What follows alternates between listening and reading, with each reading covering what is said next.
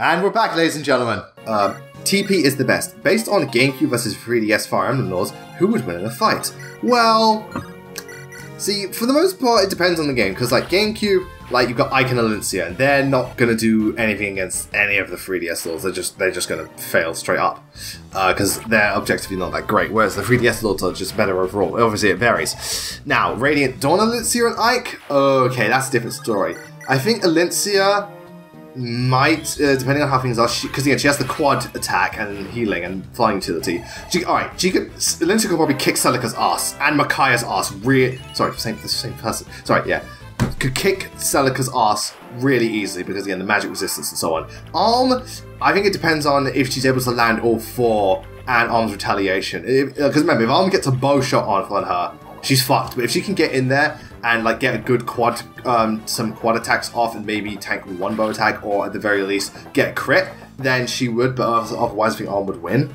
Ike would kick the shit out of Arm even with that thing because his bases are just that good and again his tier caps.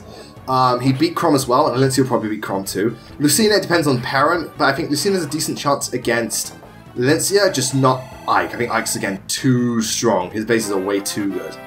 Now Corrin, alright, Corrin could probably beat Alincia. Ike and Corrin, I think it just depends on what build you go with Corrin, his levels, and so on. I mean, if Corrin has the right build, he'd probably win. Because I think Corrin is better than Ike, but not by much. So I think, depending on how what Corrin gets, he would win. But, you know, Ike would still be quite the threat.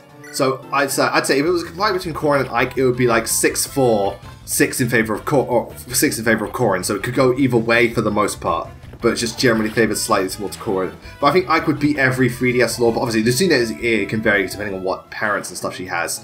But I think Ike could beat most of the most of the laws except Corrin maybe, and even then he'd only lose. He'd win a few times. So yeah, Ike. Yeah. Micaiah as well. See, Micaiah's problem is she's too slow. And the lords that like she doesn't have that class thing over them with like Thani and stuff like that. Like if the lord was like mounted, or like say had or was naturally mounted or had like an armor, then yeah, but they're not. So even though Chrom's like got bad res, I reckon he could tank one of her hits because again she won't be fast enough to double him. So he could tank the hit and then go in and just kick the shit out of her. Celica, I reckon again she can run physical as well and just win against Micaiah. Arm definitely, especially if he's got range. Corrin without question, just absolutely destroy Micaiah, and Lucina as well. So Micaiah stands no chance. So Micaiah, it's no chance. Alincia, she capped speed. Alincia varies on the Lord, but overall I'd say she can just fare well against half of them, but I can fare well against most of them. So yeah, that's my take on the matter in regards to how the 3DS versus GameCube era Lords would match up.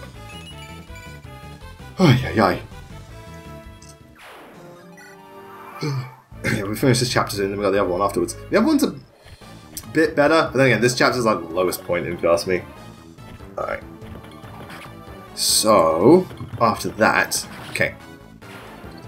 Alright. Ghost Falcon. Which characters are you expecting for Smash Ultimate's Fighter Pass? Well, we already know about Joker, we already know about the hero, and we already know about my baby. Sorry, when I saw Banjo-Kazooie get announced for Smash, I literally went, and I was like, my baby's coming home. He's coming home, my baby. Sorry, I was just so happy to see Banjo back, because again, it's been so long and you associate him with Nintendo because of his reputation on the N64. Banjo's my baby. I love my baby. So yeah, as for who I'm expecting, next, alright, I'll discuss DLC characters in a second. Just want to, alright, who am I expecting? Oh, finally, the map's clear. Give us a minute. So, number 6 is where a lot of things are very boxed in. It's like, tile-based. But, there's items to get and stuff like that, and there's, the enemies are a bit more, because again, they're using the ones with actual weapons, so they're a bit more threatening. It's alright. Okay, that's all I can say. It's alright. Not the best, not the worst either.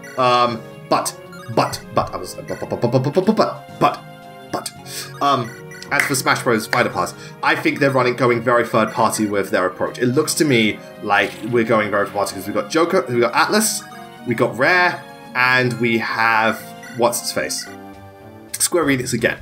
So I think for the last cut 2, I think Ubisoft and Rayman, I think is a good shot. And the last one can be anything. It could be Square again with Octopath, or more than likely, what's its face? Sora.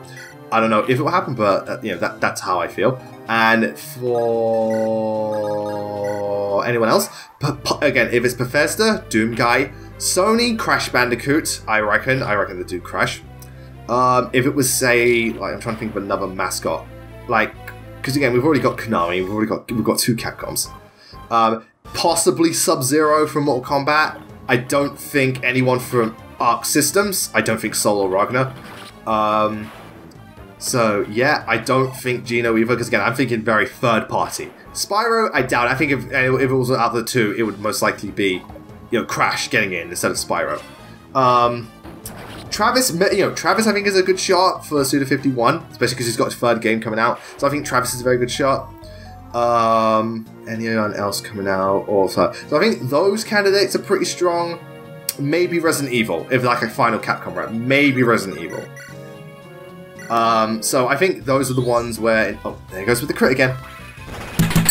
I think that's most likely to happen. Either way, I think it's going to be very third-party based for the first wave of DLC. And I say first wave because I think they'll do a second wave.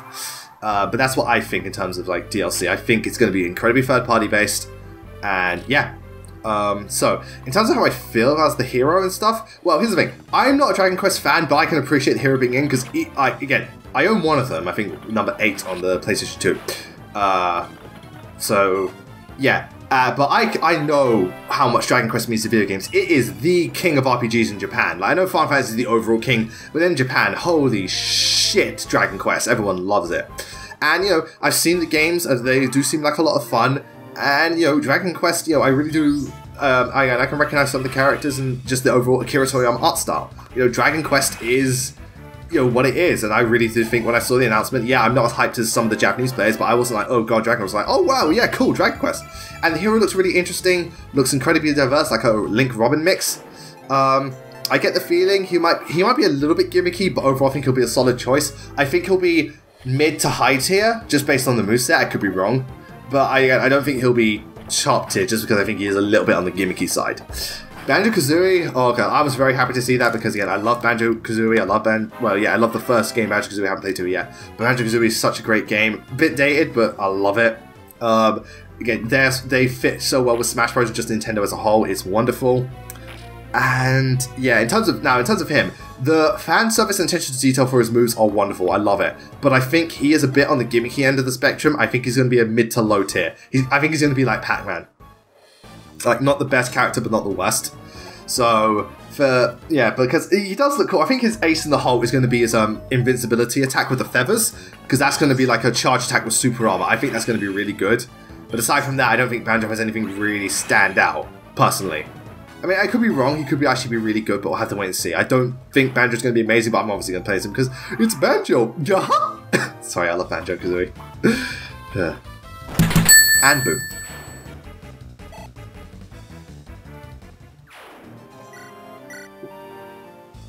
Yeah. So, again, I've got no idea who's coming out for Smash soon, but we'll find out eventually. Okay. So, now we've got another question. Or no, yeah, new person.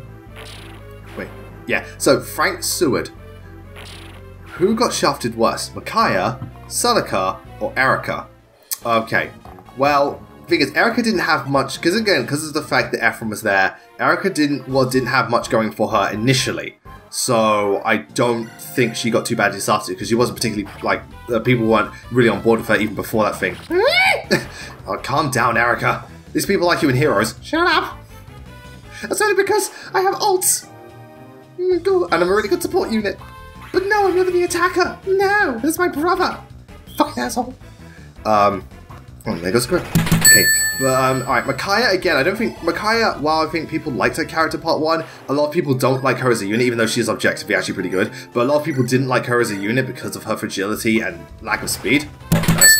So, even though part 3 did fuck her over, that wasn't just a her moment, that was also everyone getting fucked over, just the whole writing, just everything getting fucked over due to, how the blood pact was implemented.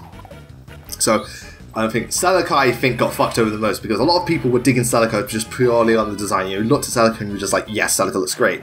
And throughout most of Echoes, people seem to like Celica. It's just that one bit came along, and then suddenly Celica's like, everyone's like, oh my god, Celica, you're a fucking moron.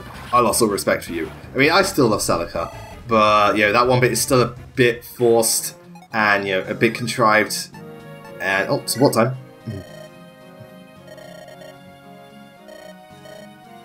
Yeah, it's just, And again, Luke obviously pays attention to Artur, so, there's all that going on for him. So again, these two are like birds of a feather, bless their soul. They are close.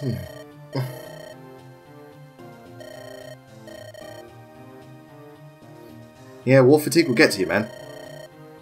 I mean, obviously, Luke is still caring. She's just in her own weird sort of way. So yeah, I think Celica got fucked over the most because she, I think, started on the highest pedestal and they got knocked down the most, whereas Erica and Micaiah weren't on particularly high pedestals to begin with. So yeah. Okay. And I was also asking, what is it? Will you do a top 10 Effie characters ruined by one bad moment? Well, see, that's the thing. I don't think that many characters are ruined by one bad moment because, Erica and Celica, obviously, that, but I can't really think of other characters. Usually if every character is ruined, it's a multitude of things, or it's, maybe they have one bad moment, but it doesn't ruin them as a whole. Like, if I think of every character, like, Arm doesn't really have a bad moment. I mean, Xander has bad moments throughout Birthright's story, but that's multiple moments, and even then it makes up for his support to make up for it, and stuff like that. And then with characters like, Camilla, it's not like, for people who don't like her, it's not one bad moment, it's like multiple times that she goes on and on about Cora and then comes off his way to pandering. So, it's a multitude of things. Whereas, like, because again, I can't think of, like, Makalov has just got bad all around. There's not like one particular moment where he's just, a dick, he's just a, a sleazy layabout, stuff like that. So I don't think I think there aren't that many characters that are affected by this. It's just this, it's just the ones like Erica and Celica who really stand out, but I can't really think of any others. And Amelia finally reveals about things like, what happened to her mum. Don't worry, Dwessel tells the truth. Yeah. And Amelia's like, why she wanted to think because she was so thing to fight back. Yeah. Bless her soul. I wanted to be strong. I wanted to protect her, but ever since that day, my bases haven't changed. I can. Fran's like, I can see that. Yeah. So obviously she opened up to him, and obviously Franz feels similar because again he's lost parents too. But they can bond over that. They both have similar goals. They've lost their parents, but they can resonate with one another. And obviously they find comfort and solace within each other, and I really like that. Yeah, but it also helps that they, it's the young love type thing. I really like this whole young love idea with them. Bless their souls. So, yeah. And again, I love in GBA when they go up to, like, hug or kiss someone. It's just right, hold on a second, they'll get to it. It's just so sweet. And I love their relationship. They work with each other very, very well. It's kind of like, again, it's young romance, but it works in this case. Aww. How sweet. Bless their souls. Okay, so... what was I saying? Yeah, so I don't think that there's like that many characters that are just screwly fucked over by one particular moment. Okay. So, Kevin Milham. Is there any possibility that your sister Olivia would make a cameo in one of the countdown videos? I don't know. Unless it's a subject she's really... well, first of all, we don't live in the same place anymore, so I can't just ask her...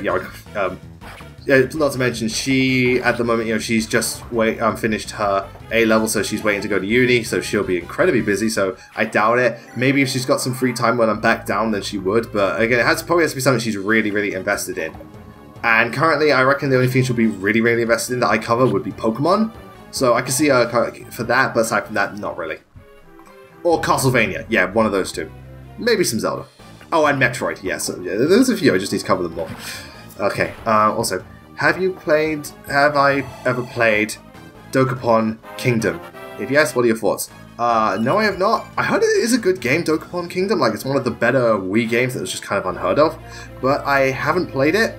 If it is good, let me know, and please feel free to share your experience. Because again, my Wii library is really good. I don't mean to brag, but my Wii library I'm very proud of because I got like all the good first-party games. Most of them I don't have, But Olivia's got Pandora's Tower, and I don't have Xenoblade, but I've got it downloaded on the Wii U, and I don't have the last story. But I've got like Warrior Land, Shake Dimension, Conduit 1 and 2, Mad World, House of the Dead Overkill. I've got Tatsunoko vs Capcom GoldenEye, Zack and Wiki. I got really good third-party stuff, Monster Hunter, on the Wii, so I'm very much, proud of that. But there is other third-party games that I've also got Dead Space Extraction and Red Steel 2. So there's a lot of stuff on the Wii that I'm really, really proud of. It's just a case of, I've heard Dokkan Kingdom is good, but I want to know how good. And I have Okami as well. Yeah, so I don't have it, but if it's good, let me know. There it goes with his light magic. Yeah. Who do you think would win in the fight between Keaton and Caden for Fire Emblem Fates? Well, if they both have the Beast Foe skill, it depends on who goes first and also the hit rates.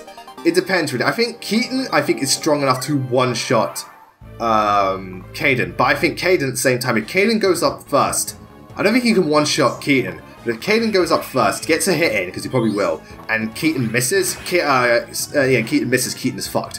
I think Keaton needs to land that one hit and probably take the initiative. But if not, so I think it's 50-50 to be honest. It all depends on who goes first. I think it goes who goes first and also the terrain they're in. If Keaton gets an avoid boost, then that would help him, or or stuff like that, or a defense boost that could help him too, to an extent. Or say, if Caden has a void boost, then Keaton probably isn't doing shit. So yeah, it all depends, but I think it's pretty even between the two. Just because Beast Foe hurts and stuff like that. All right, so there should be another question. I don't have that many left, which is a problem. Do you think we're getting more fighters passes? If so, how many would there be and what would your themes be? Okay, so I think we're getting at most two more fighter passes. At most. I think we'll definitely get one, but I wouldn't be surprised if they stop there. And honest to God, well, the first one I think was very third-party focused. The second one I think will be very recent Nintendo game focused, so to promote those games. So I think for the second one we would get and Three Houses one. We would probably get something Mario Odyssey related, maybe. Breath of the Wild character. Depending on what's going on, we may get a Metroid rep from Metroid Prime 4. We may get Animal Crossing rep, maybe. Because we got Animal Crossing. Sword and Shield rep. I totally 100% see a Sword and Shield rep, definitely. We may get, say, I'm trying to think of other things. Maybe if they're working on Pikmin, we get Pikmin. Donkey Kong, don't think so. I could easily see a Xenoblade rep, either X or 2, so that could happen in the second wave. I'd be surprised if it didn't, to be honest. Yeah, but then you see Carl's starting to see now, it's everyone needs space, everyone needs time to relax, and it's yeah. But obviously Carl's yeah, painting's fine, but do it during your downtime, not while we're literally in a battle. So I'm trying to think of other characters from the game. So Pokemon, Mario, Zelda, Metroid, F-Zero, unless they make one, no. Kid Icarus, no, I don't think we'd get one. I'd like Viridi, but I don't think we would. Fire Emblem, I've already said. Mother, no. No, Earthbound, sorry. The Earthbound series, yeah. No. Trying to think of other franchises. Punch-Out, doubt it, because again, there's also games that are coming out. Yoshi, again, don't think so. What other games coming out for the system? Star Fox, doubt it. Yeah, so I think those type of characters, recent Nintendo releases, so obviously big Switch games and stuff like that. If they did a third one, I think it would be maybe some of the more requested characters from, again, first-party Nintendo. So I think maybe Hector from Fire Emblem, or who else from Fire Emblem, maybe Arm? No, maybe Celica, so I could see those two working. For Mario, I could possibly see maybe one of the Paper Mario type characters, or the Mario and Luigi characters, like Forful, or something like that. For Zelda, I could easily see maybe again probably a rap, Breath of the Wild, or maybe say a spin-off character maybe Vati, or that's good luck. Oh, that's good level up. It looks feel my power. Trying to think of another Zelda character. maybe like the other interchangeable links from, what's it called, or maybe like a Wind Waker character, so I can see that. For Metroid, probably one of the hunters from Metroid Hunters or Primary Corruption I could see. What else? And then for like, what's his face? So Donkey Kong, I can see Cranky Kong. Or maybe one of the DK64 Kongs, or maybe Funky Kong, but I can see Funky Kong as an echo of Donkey Kong. Or Dixie Kong, I could definitely see Dixie Kong, and I'd like Dixie Kong. For Kid Icarus, again, for Reedy, I see. For Pokemon, again, Sword and Shield rep. Or maybe, like, I'm trying to think, maybe, like, yeah, no, I see just Sword and Shield rep, totally. I don't think they do have another different generation one. Unless they want to do Detective Pikachu, who's, like, slightly different, because maybe he has Volt Tackle. Because of the movie. Good movie, by the way. Not perfect, but good movie. I enjoyed it. And there's Amelia. Too bad she's not promoting. But she done capped her level, not her stats. I think she capped speed though. I can't remember. No, I don't think she did cap speed. I think it was 16, so that's not cap. Sorry, my bad. So Punch Out. I don't think unless King Hippo is like a. I can see King Hippo maybe. Good choice. Who to attack? Fuck. Again, Animal Crossing, I personally don't see it unless you want to, but I'm sure they think of something. Also, yeah, if you want to know which skeletons advance, their overall sprites, they're a bit bulkier in terms of look, and they've got like more pronounced colours, like yellows and reds. Also, their in-game sprites are purple. Yeah, the skeleton things are purple. So yeah, I'm trying to think of my franchises. Xenoblade, I can see it from another Xenoblade game, not from, you know, not from just Xenoblade Chronicles. I don't see them doing Dunban or Ryan or whatever. Dude's got Brave Sword. Motherfucker's brave. So yeah, I can see that, like, just rounding off maybe Genome and stuff like that. I can see that just, you know, rounding off the entries for that. Yeah, so. And she just dodges. So yeah, Amelia's support's done. She's captured, so won't be using her anymore. Still got Arthur and Luke to do. And also Carl and Ford, they've reached B, and I can't get any further with them, so.